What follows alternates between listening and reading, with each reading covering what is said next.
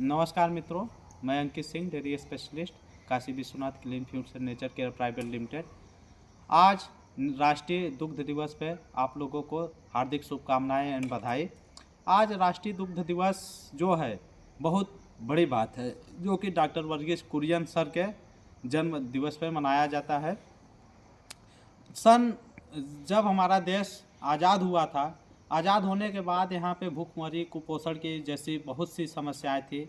अनाज की भी समस्या थी, जिसके लिए हरित क्रांति लाया गया। अनाज के लिए दूध, जिसको संपूर्ण आहार कहा जाता है, दूध की भी कमी थी। उस समय 107 ग्राम पर व्यक्ति के हिसाब दूध था, जो कि बहुत ही कम था। तो उसके लिए वाइट रेवोल्यूशन लाया गया, जिसको father of white revolution doctor Verghese Kurien sir को कहा जाता है। उसके बाद फिर 1965 में NDDB, national dairy development board की स्थापना हुई।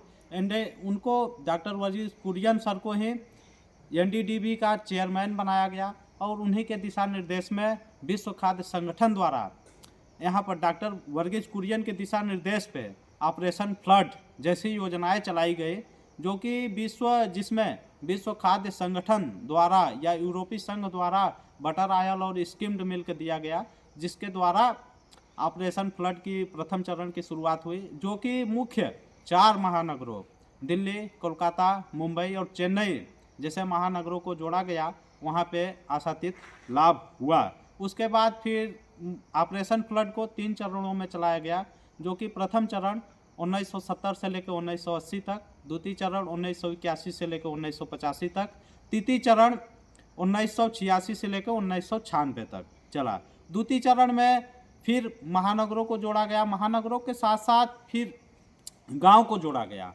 लगभग 50,000 गांव जोड़े गए, 22,000 समितियां बनाई गई, जिससे दूध उत्पादन बढ़ा। उसके बाद फिर तृतीय चरण में दुग्ध उत्पादन तो बढ़ चुका था, संतुष्टि तो मिल चुकी थी, लेकिन दूध उत्पादन के साथ साथ गुणवत्ता वाला दूध के साथ साथ पशु उत्पादन, यानी कि दुग्ध उत्पादन पशुओं का कैसे बढ़ाया जाए, इसके लिए बाईपास फैट और बाईपास प्रोटीन और यूरिया ट्रीटमेंट चारा खिलाने का अनुसंधान करके कृषि एवं पशु विश्वविद्यालयों द्वारा शोध करके निकाला गया, जो कि जिससे भी लाभ हुआ। इसके साथ साथ AI का भी शुरुआत कर दिया गया था।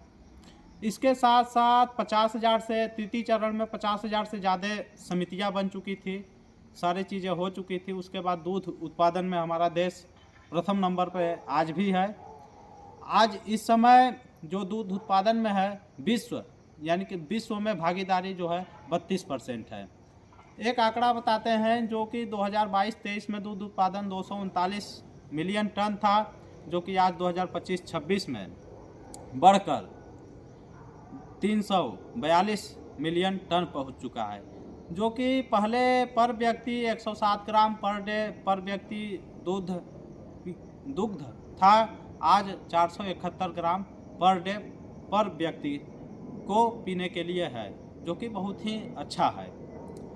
दुग्ध की बात करें तो दुग्ध की कंपोजिशन ऑफ दूध हम किसे कहते हैं? पहले तो दूध वह पदार्थ है जिसको दूध, पेय, क्षीर, अमृत, बाल जीवन आदि नामों से जाना जाता है। यह मादा के स्तन से स्रावित या क्षरित होने वाला वह पदार्थ है, जो कि बच्चों के पोषण या शिशु के पोषण के लिए होता है, तो पोषण के लिए निकलता है, उसे दूध कहते हैं।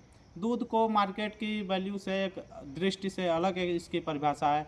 बाजार के दृष्टि से दूध वह होता है जिसमें 3% फैट यानी कि वसा हो, उसके बाद 8.5% वसा रहित ठोस यानी इसेनफ हो, उसके बाद गर्म करने पर वह फटे या जमे ना, तो उसे दूध कहते हैं।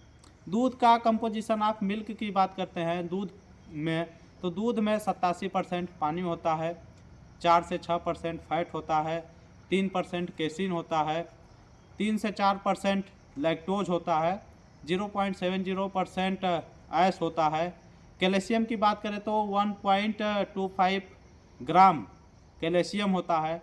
फास्फोरस की बात करें तो 2.15% फास्फोरस होता है। कुछ सिट्रेट भी पाए जाते हैं, 2 ग्राम सिट्रेट पाए जाते हैं। उसके बाद एल्ब्यूमिन 3 से 4% एल्ब्यूमिन भी मिलता है। उसके साथ साथ शुगर 30 से 50 ग्राम शुगर भी दूध में मिलता है। तो दूध में जैसे कि इसकी बात की है कंपोजिशन की, तो इसमें 800 से 850 से लेके 600 से लेके 850 ग्राम जो 87% वाटर है। तो 1 लीटर दूध की बात करें तो उसमें 650 से लेके 850 ग्राम जो वाटर है, उसमें 1 ग्राम में 4.1 कैलोरी ऊर्जा मिलती है। फैट में है तो 4.3 कैलोरी ऊर्जा मिलती है। जैसे कि 30 से 45 ग्राम फैट हुआ तो उसमें 4.3 का गुणा कर देंगे, उतना कैलोरी ऊर्जा मिलती है। तो दूध लगभग मानव शरीर की आपूर्ति करने के लिए एक वयस्क मनुष्य को 2500 कैलोरी की ऊर्जा होती है एक दिन में। दूध अगर आदमी 1 लीटर कंज्यूम कर ले तो लगभग उसकी 800 से 1200 कैलोरी ऊर्जा आपूर्ति हो जाएगी।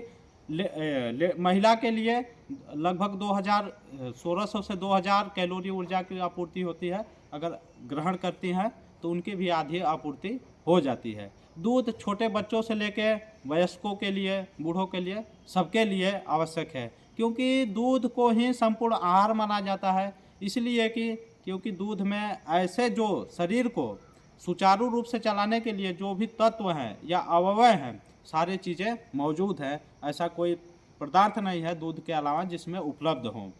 तो दूध को इसलिए संपूर्ण आहार भी माना जाता है। छोटे बच्चे जैसे होते हैं, नवजात शिशु होते हैं, हड्डी का विकास हो, शारीरिक विकास हो, मानसिक विकास हो, जब तक वो दूसरे खाद्य पदार्थ खाने नहीं लगते हैं तब तक दूध पे ही आश्रित रहते हैं। इसलिए दूध का एक अलग ही महत्व है।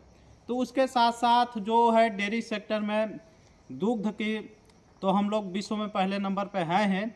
तो दूध को फिर इस समय की जो गवर्नमेंट है या फिर सरकारें आती हैं, तो इस समय राष्ट्रीय गोकुल मिशन के अंतर्गत नेशनल आर्टिफिशियल इंसेमिनेशन प्रोग्राम के तहत दुग्ध उत्पादन के लिए पशुओं के नस्ल सुधार पे कार्य किया जा रहा है।